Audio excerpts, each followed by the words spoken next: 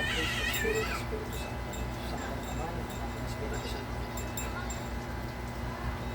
Ma'am, masakit po ba ito? Hindi po. Pag diniinan ko po, hindi masakit. Pangalan? Karen Matches. Okay.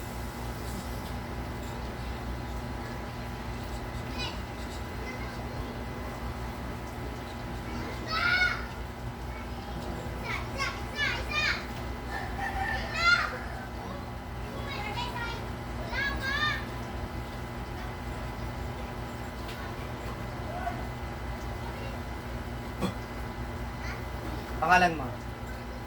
Pangalan mo? Pangalan mo? Ano pangalan mo? Ha? Bakit mo binibigyan ng sakit ng taong to? Ano pangalan mo? Ha? Ano pangalan mo?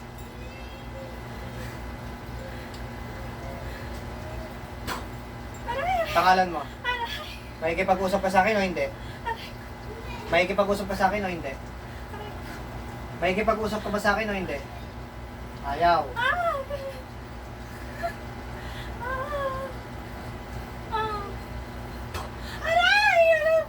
Ano pangalan mo? Ano pangalan mo?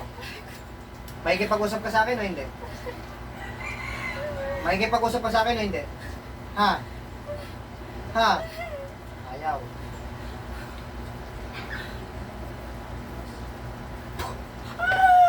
Nakikipag-usap ka sa akin o hindi?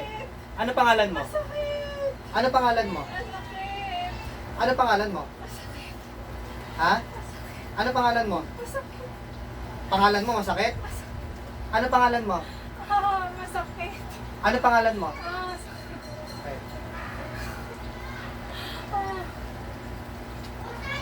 Aray ko. Ano pangalan mo? Aray. Aray. Ano pangalan mo? Sakit. Ha? Sakit. Ano pangalan mo? Aray ko. Sakit. Ano pangalan mo? Aray ko. Aray ko.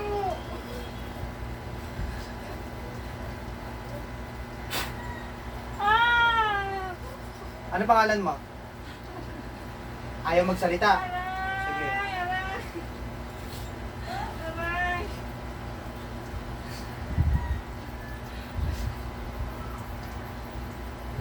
Makikipag-usap ka ba sa akin o hindi? Ha? Aray. Aray. Hindi mo alam pangalan mo? Ha? Aray, masakit. Ano pangalan mo? Aray ko.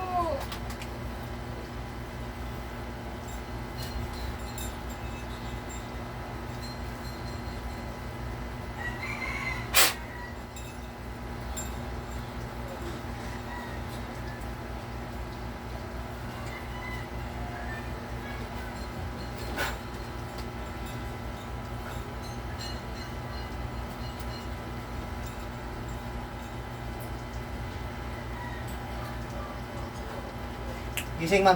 Bilat. May naalala ka, ma'am? Nag-aaray-aray ka sa sakit. Sabi mo, tinatanong ko pangalan mo, hindi ka sumasagot. May naalala ka? Wala. O, ngayon, nakadiin pa rin po. Masakit, hindi? Hindi. O, kanina sabi nyo, aray, aray, aray. Tapos, tinatanong ko pangalan nyo, hindi ka sumasagot. Ang sagot mo lang, aray ko. Naalala nyo po yun, hindi?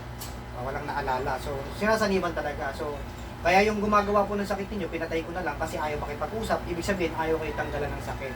Tsaka di ba sabi nyo po, 2 years na kayong may iniindang karamdaman po. So, wala kayong naalala. Sa tagal-tagal na nag-aaray-aray, puro sakit-sakit. Hindi nyo alam na nagsasalita kayo ng aray tsaka sakit. Tsaka ngayon, hindi ko nga binibitawan eh. So, pinatay ko na lang po yung gumagawa ng sakit po ninyo. Kasi ayaw makipag-usap po. Tsaka, alam ko na rin po yun na ayaw kayong tanggalan ng sakit. Kaya ganun po, na hindi umaamin. Tsaka, malapit po at kakilala nyo yun, kaya ayaw umamin po. Meron po ba kayong pinagdududahan po ba? No? So, wag na lang po natin banggitin pangalan ha, kasi di ba, willing naman kayo magpa-video, sabi niyo po, wag na lang natin banggitin yung pangalan kasi siyempre, baka mamaya sabihin naninirang puri pa po tayo. No, pero sa nakikita ko, yun po talaga yung pinaghihinaraan niyo, yun po talaga yun na malapit po sa inyo. Tama po.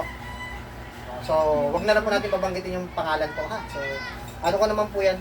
So, okay na yun, magiging ano, pero yan, after po kayong ano po, kamusta po yung pakiramdam? May pinagbabago na po ba o ganun pa rin po? Yung pakiramdam nyo na iniinda po ninyo? guminhawa po kagad. So, yun. Kasi confirm po yan, talaga may gumagawa po ng sakit ninyo. Saka, yun, hindi nyo unconscious kayo, kahit nag-aaray-aray sakit kayo, hindi kayo yung nasasaktan kasi hindi nyo nga po alam eh. Nung pinabalik ko na po yung kaluluwa ninyo na kaya tinatanong ko po, kino-confirm ko po, at least yan, may video naman na patunay na talagang sinaniban po kayo, na ayaw lang makipag-usap ng gumagawa. Sige po, pikit lang po. Para sa awa ng Diyos, gumiginhawa. At habang tumatagal po yan, mas giginhawa pa po yan. Ha?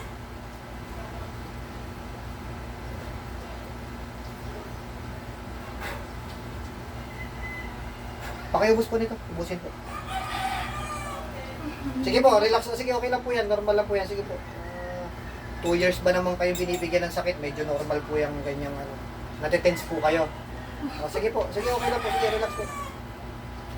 Okay na po, inom po kayo, makakatulog po kayo, marirelax po kayo ng tubig. Pero habang tumatagal po, mas gumiginhawa po. Ano po ba yung mga parang bigat na pakiramdam po ninyo nung bago po kayo magpagamot? Tinitira yung utak ko. Opo. Depression. Tapos palagi akong pagod. Tapos palagi akong hindi ako makatulog. Tapos nafe-feel ko talaga na Mabigat, parang may naka Oo, sa katawan. parang tapos Tuesday, Friday, parang doon talaga ako Mas malala. nalala. Okay. Oo. Confirm po yan, may gumagawa talaga.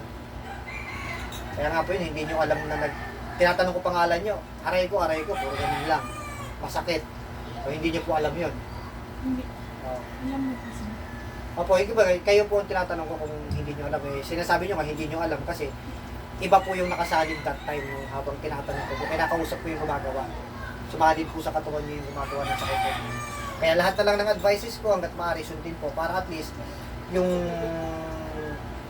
gaan at kaginhawaan na na-experience nyo ngayon magtuloy-tuloy at in the future yung hindi na kayo makapitan ng mga ganyan po. Sundin lang po yung mga advices ko po. Ha? May isawa ng Diyos, okay na yan. Tingin po sa kamay na. Sundin na lang po yung mga advices ko po. Ha? O, katulad niya, no? Tingnan nyo, pantay na pantay po. Ayun, pantay ang guhit. Pantay po. Relax po. Hindi ka tulad ganyan, sobrang haba po talaga, exaggerated yan. Pag pinagdugtong po yung guhit, pantay po. Kanina, sobrang haba po. So, okay na po yan. No, so, sundin na lang po yung mga magiging advices ko po. Ha? So, okay na po yan. Ang ano na lang po,